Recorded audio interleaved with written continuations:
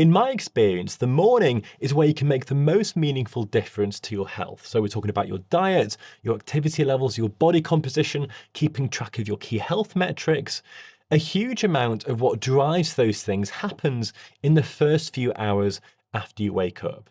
So what I'm going to do in this video today is walk you through all of the main things that I actually do every single day, including what I eat, what I do for my brain, what I do for my cardiovascular system, pretty much everything that I think you guys need to know about. And then at the end, I'll give you the exact framework that I follow hour by hour of how I actually fit all of this into my day. If you're new to the channel, then hello, I'm Dr. Alex. I'm an emergency medicine doctor with an obsession about the things that make us live longer and what truly prevents the diseases that we see every day in the emergency department. Now, I've been perfecting this morning routine on my days off between shifts over the last few months or so, and I've really nailed everything down now.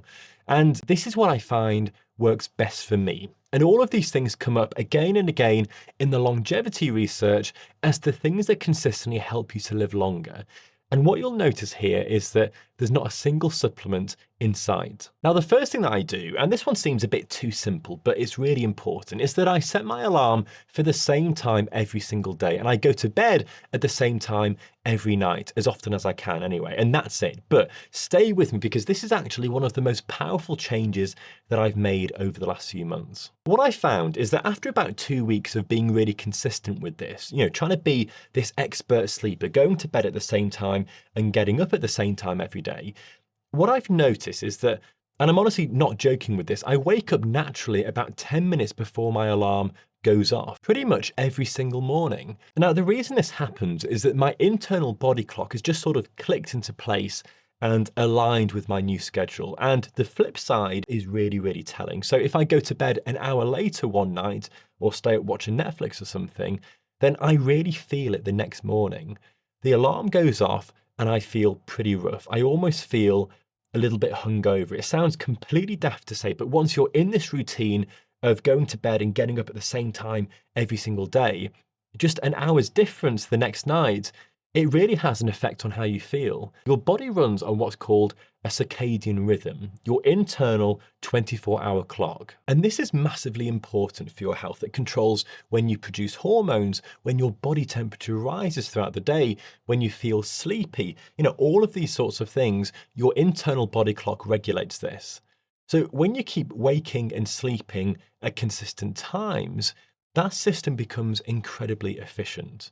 But when you disrupt it even by an hour, you're essentially giving yourself a mild version of jet lag every single time.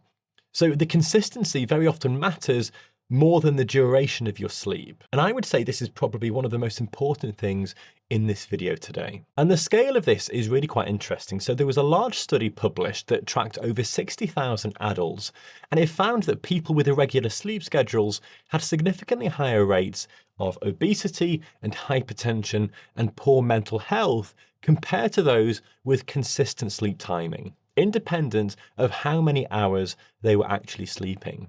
Moving on to point number 2 then. So the first thing that I actually do when I wake up, but before I get out of bed, is that I check my heart rate variability and my overnight sleep score, which my Garmin does every single night automatically, and it plots it really nicely on the app. And you can get these sorts of metrics from most fitness watches these days. You don't need to be spending £200-400 on a Garmin. You can get them from a fitness watch that costs below £50. And these metrics are just a really useful way to understand how I'm recovering and whether anything from the day before has affected me.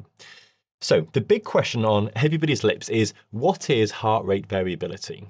Well, your heart doesn't beat like a metronome. There's actually a small variation in time between each beat. And the more variation there is, counterintuitively, the better. This is what we want. A high heart rate variability means that your nervous system is flexible and adaptable.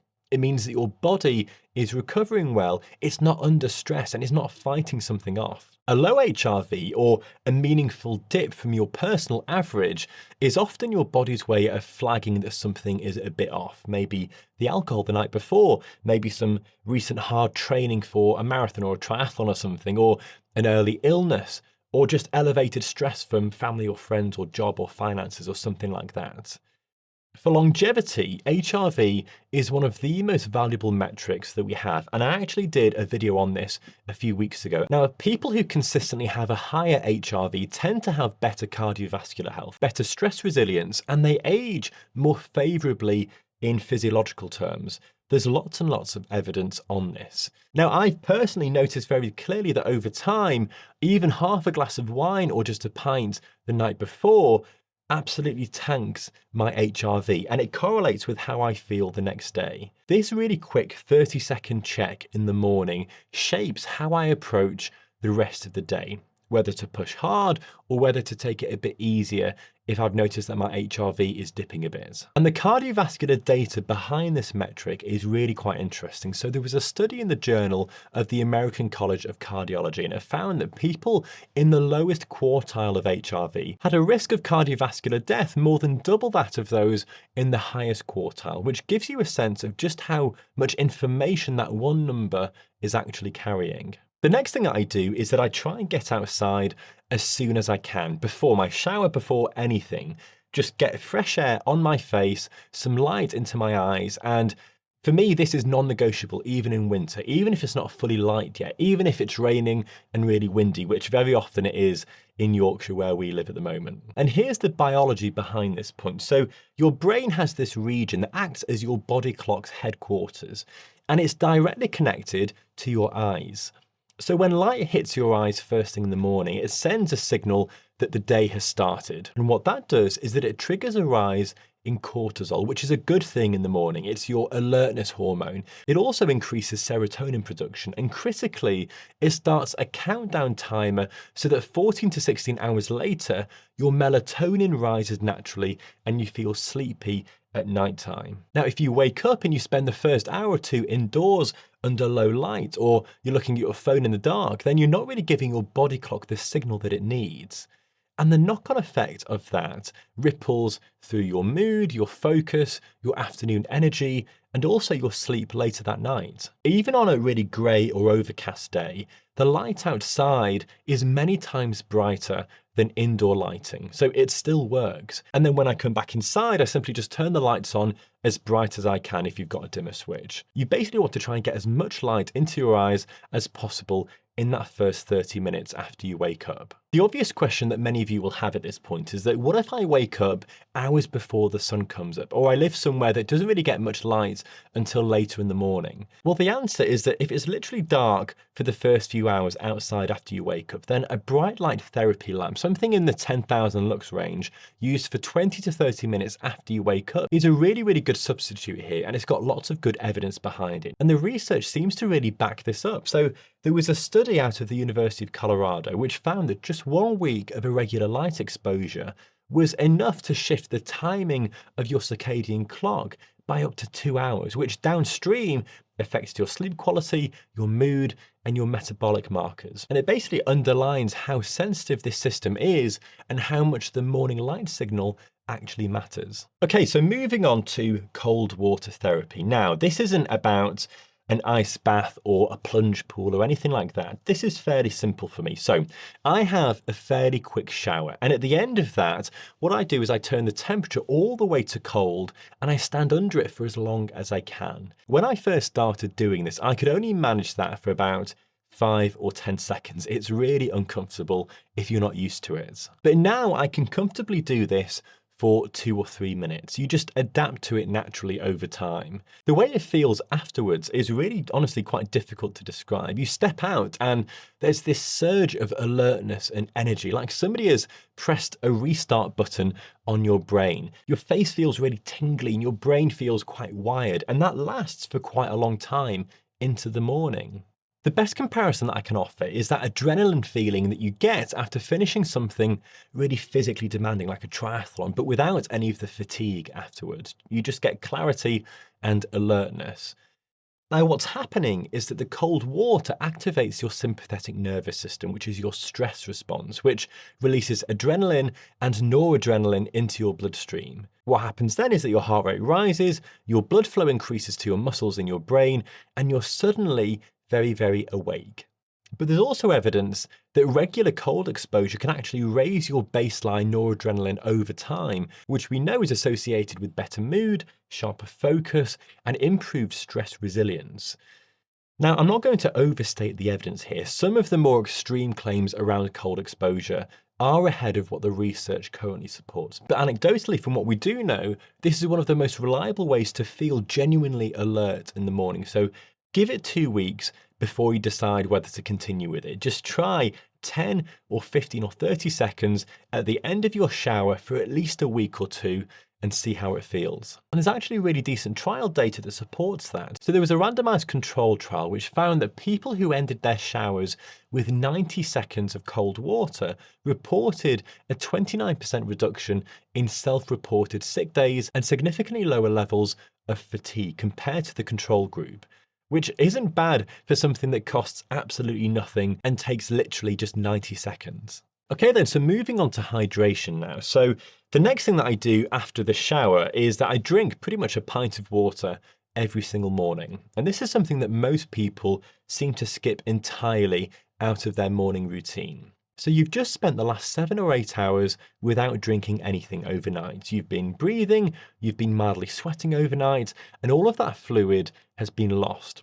So you wake up every morning in this state of mild dehydration. Now that is completely normal, yes, we know, but what's worth knowing is that your blood is also slightly thicker in the morning as a result. It's a bit more viscous, which means that your heart is working marginally harder and the risk of clotting events is slightly elevated in the early morning hours. And what this means is that we see most heart attacks and strokes in the mornings. So rehydrating fairly quickly counteracts this.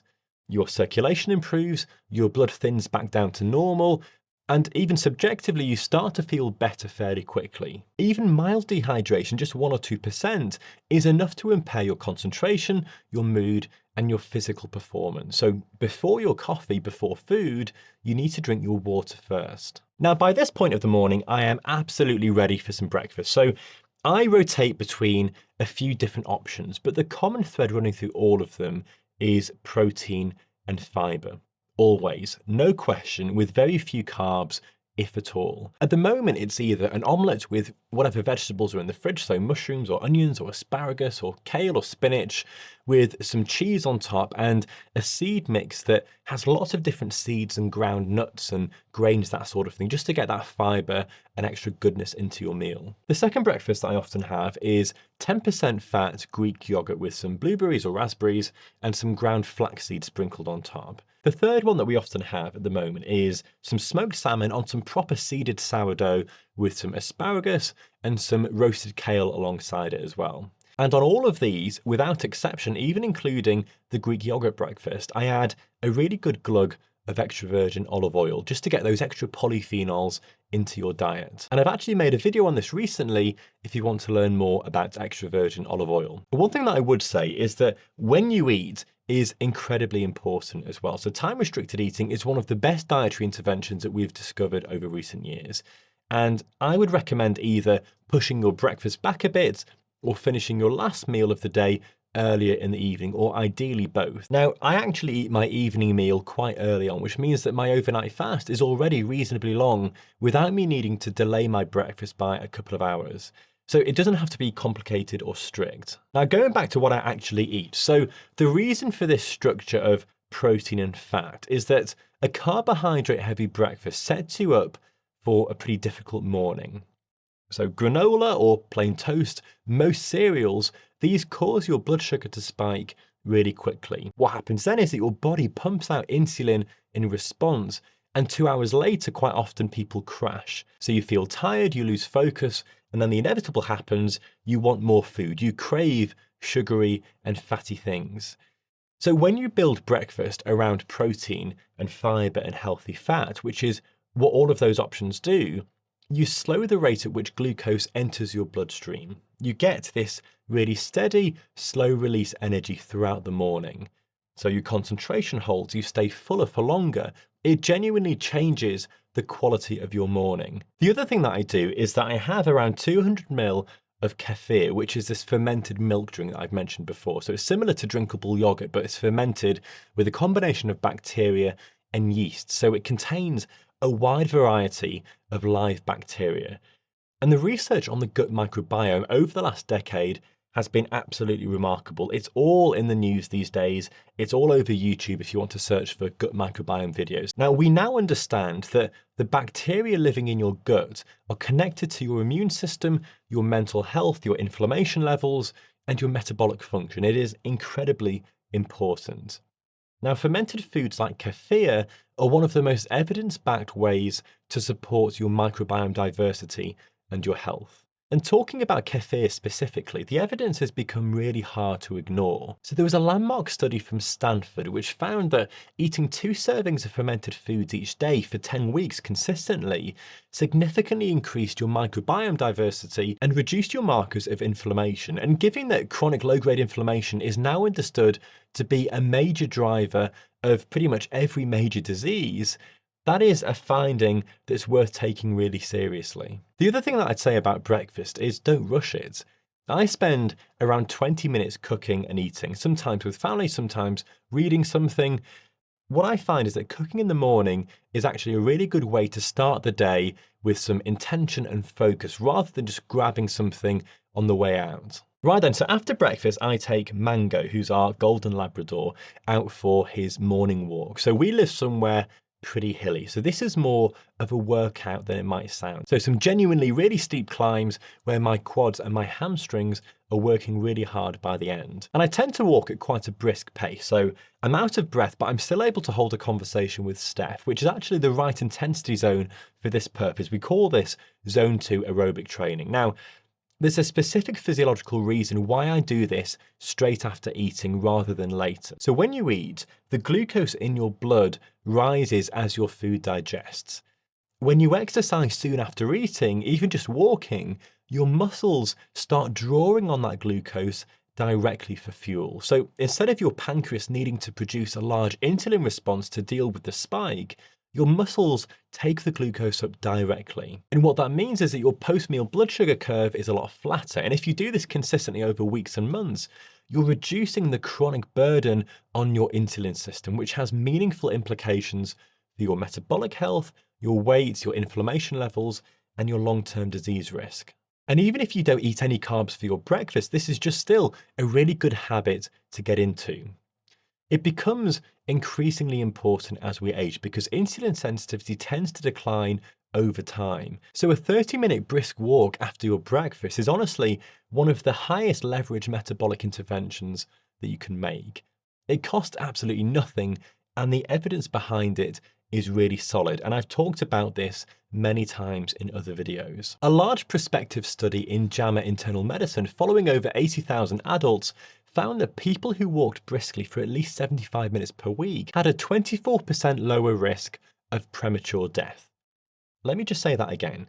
People who walked for at least 75 minutes per week had a 24% lower risk of premature death. That statement is staggering. And those walking more saw the benefits increase even further, with no upper threshold at which the protective effect stopped, even though it starts to plateau out a little bit. Let's talk about your brain health now. So when I'm back from my walk, this is my thinking and creating time. So I plan upcoming videos, I read research papers, I write, I catch up on emails, I engage with ideas. This is when I do the work that requires the most focus and creativity, while I'm still fresh before the natural afternoon dip in cognitive performance. And there's really good evidence that keeping your brain genuinely challenged, learning and problem solving and creating, this is really protective against cognitive decline as you get older. It's not just incidental, it's part of the routine. There's a really long running study from the Rush Memory and Aging Project that found that people who engaged in cognitively stimulating activities frequently had a rate of cognitive decline roughly 32% lower than those who rarely did, which over decades translates into really meaningful differences in how sharp you remain and how long you stay independent. Now, you're probably all wondering up to this point, when on earth can you drink your coffee? Well, at this point of the morning, not when I first wake up, but now, after all of that, this is when I have my first coffee. And for me, that is quite often just a black Americano. I've got this Nespresso machine. It's the Nespresso Virtuo, which I've had for about 8 years now, probably longer than that. I had it before I started working as a doctor. So this is the 11th year now, and it's lasted all this time. Anyway, the delay in that first coffee really matters, and a lot of people don't really seem to realize why. So, when you wake up, your body is already producing cortisol naturally. It's part of the biological mechanism that makes you alert in the morning. So, if you reach for your coffee immediately, you're adding caffeine on top of that cortisol curve that's already rising.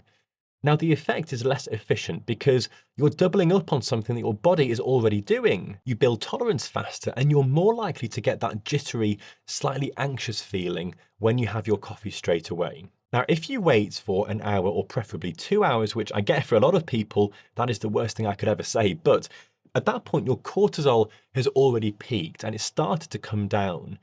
And now caffeine genuinely slots in to where it's most useful. So you get a cleaner, more effective lift without the spike and crash that lots of people attribute to coffee, but is actually a timing issue. And the reason I have it black is because adding significant quantities of milk or sugar or flavored syrups effectively turns it into a dessert. You're adding unnecessary calories, you're spiking your blood sugar and diluting a lot of the health benefits. The evidence base for coffee and health, so reduced risk of type 2 diabetes, of liver disease, certain cardiovascular conditions, is largely based on black or near black coffee consumption. A bit of milk clearly is fine, that's not going to hurt you. The point is that if it tastes sweet, then that is not good for you. A meta-analysis in the European Journal of Preventative Cardiology, pooling data from over 2 million people, found that drinking 2 to 3 cups of coffee per day was actually associated with a 17% lower risk of all-cause mortality. And that association was strongest for filtered black coffee rather than heavily sweetened or milky versions. One more thing that I tend to do each morning, and this one often surprises people, is that I make a point of being in contact with friends or family. So whether that's a quick phone call or a voice note, or to be honest, very often it's a WhatsApp message with a picture or a video of our boy George, who's just turned 4 months recently. Now, the reason I do this in the morning is because it's when I have the mental space to actually engage properly rather than just firing off a quick message later in the day. The evidence on social connection and longevity is compelling. It gets lots of pushback whenever I mention this, but you can't really argue with the evidence.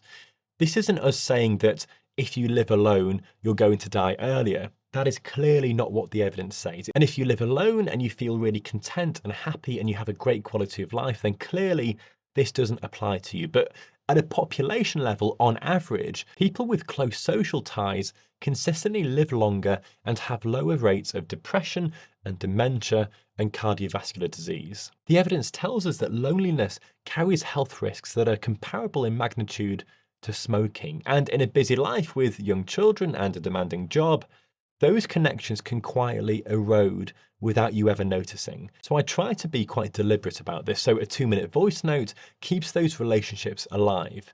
It's not really complicated. It doesn't really take a long time, but it's the cumulative effect over years that's significant. There was this huge meta-analysis that drawed on data from over 300,000 people, and it found that strong social relationships were associated with a 50% increased likelihood of survival, which is an effect size that puts social connection on par with quitting smoking and far ahead of most medical interventions that we have. Now, later in the morning, simply because it works better for my schedule and my energy levels at that point, I do a weight session, usually just around 45 minutes, alternating between push days, pull days, and core work on different days. Muscle strength and resistance training are among the most important things that we can do for longevity, and it's consistently underestimated as a health intervention. From the age of around 33, 35, we naturally lose muscle mass, which is a process called sarcopenia. And if you're not actively working against that, then the downstream consequences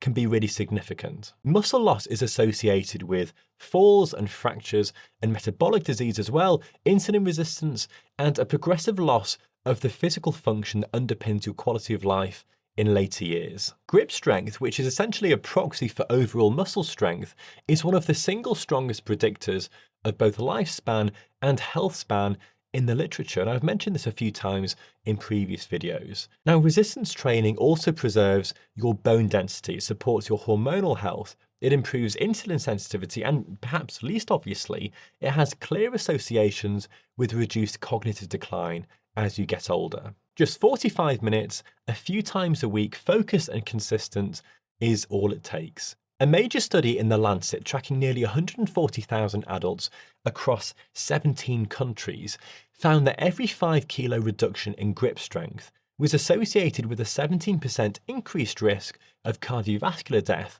and a 16% higher risk of all-cause mortality. And basically what that means is that muscle strength is one of the most powerful predictors of how long you will actually live. This isn't about increasing the strength of your grip, it's on about all of your muscle mass. So those are all the things that I do every single morning without fail, obviously when I'm not at work in the A&E. But there are some other things that I do once a week in the morning as well. Now, usually on a Monday morning, I check my blood pressure. So I take a reading in the morning and a couple more across the day, usually after lunch and then in the evening sometimes. And I also weigh myself once a week as well and measure my waist circumference. And what I do with those readings is that I plot them on a graph on my phone so I can see the trend over time. I'm sure lots of you will be thinking right now that this is far too intense, that in your 30s you don't need to be worrying about any of that. You don't need to be checking your blood pressure once a week at the age of 33. But in my opinion, you do. We know that insulin resistance and hypertension can start decades and decades before any sort of diagnosis. So if you can get ahead of that curve, then this could add years and years to your life. Now, most people seem to only find out that their blood pressure has crept up or their weight has shifted meaningfully when they go to their GP for their annual checkup or whenever. But by that point, like I just said, you've probably been carrying that risk for a long time. So when you're tracking weekly, you can see a trend developing over a few weeks and act on it while it's still easy to address. So look at your diet, your sleep, your stress, because catching these things early is genuinely where the value is. The whole point of this channel is that prevention is consistently easier than treatment. And this is one of the most practical things that you can actually do at home. Don't rely on your doctor to monitor your blood pressure over years. Just check it yourself, even just once a week, 3 times during that day, and plot it on a graph. And if you see the line going up, then contact your GP. Or better yet, try and reverse that curve by implementing some of the lifestyle changes that we talk about across this channel. The Golden Burden of Disease study identified blood pressure as the single leading modifiable risk factor for death worldwide, responsible for around 10 million deaths annually. And the tragedy is that the majority of those people had no idea their blood pressure was even elevated until it was too late to act on it easily. Now, let me just make a really specific point here that I sort of touched on in the introduction, because I know some people will be expecting some sort of supplement recommendation or a powder or some sort of health drink that I could sell to you to help you live longer and feel better throughout the day. Now, I do not take a supplement stack, and I'm not going to suggest that you should either. The evidence base for most supplements for healthy people without a diagnosed deficiency is pretty minimal. It is not convincing. I have been offered literally tens and tens of thousands of pounds to promote supplements on this channel, and there's a reason why I've declined every single one of them. And every single advert that you see from a well-known doctor or influencer promoting these sorts of powders and pills, I can guarantee that they are being paid to do it. And all of this creates a big problem for me, because it gives people the impression that health can be purchased in capsule form and that supplements can offset a poor diet or a sedentary lifestyle. Well, they can't. The populations around the world who live the longest do not take supplements. What they do is that they eat real food, they move regularly, they have strong social connections, and they have a sense of purpose. That is what the evidence points to. And honestly, I would rather spend that money that would otherwise be spent on supplements on better quality food. So really good extra virgin olive oils or organic vegetables where it makes a difference and things that will actually move the needle. There was a huge study that took data from nearly 300 randomized controlled trials, so 300 individual separate studies, and it concluded that the most commonly used supplements showed no significant benefit for cardiovascular outcomes or mortality in the general population. And in some cases, they actually cause some harm. So do not spend your money on these green powders or pills. Just focus on really good food, good activity levels, and a good mental space as well. Now, a lot of you may be wondering how I'm able to fit all of this in around my clinical work as a doctor in the A&E, and that is a fair question. The honest answer is that I've been perfecting this routine on my days off between shifts for a number of months. This is where this routine has been built and refined. And then because this channel has grown so fast, which I'm so incredibly grateful for, I've actually spent the last couple of weeks taking a break from clinical work while I focus more on building the YouTube channel, but also focusing on family life as well. So right now, I've been able to do this every single day, and it has been absolutely remarkable. It's made a real difference in how I feel and how much I'm getting done each day. Right then, let me just pull all of this together and tell you what my morning actually looks like. So I wake up at 6 a.m., but I'm usually awake by about 10 to 6 before the alarm goes off. The next thing I do is I check my HRV and my sleep score straight away on my Garmin. So that takes around 30 seconds. I then get outside between 6 and about 5 past, for 5 to 10 minutes to get some fresh air and some light exposure. At that point, I shower from roughly 6:15, a really cold blast at the end, and then I'm out by 6:20. At that point, I have a big glass of water immediately after, and then breakfast is between 6:30 and 7, around 30 minutes cooking and eating with the family. Now, Mango's walk is from 7 to 7:30. From 7:30 through to around 9 o'clock is my brain work, so focusing on videos and replying to emails and research and writing, all of that sort of thing. Coffee is around 8 or 8:30 once my cortisol has had time to settle down. And I'll also fit in either a voice note or a WhatsApp or a phone call to somebody during that walk or just after I get back. On Mondays, I do my blood pressure, I check my weight and my waist measurement before breakfast.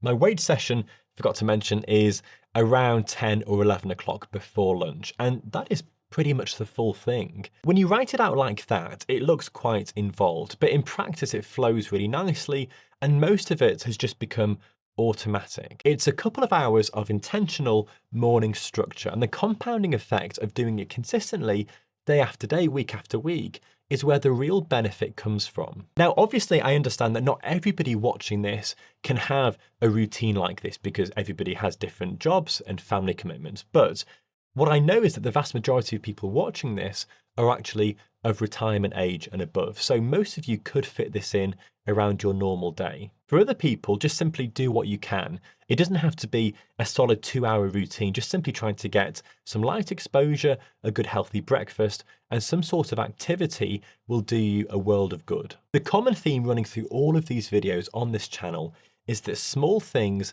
done consistently and improved over time is where the real health gains come from.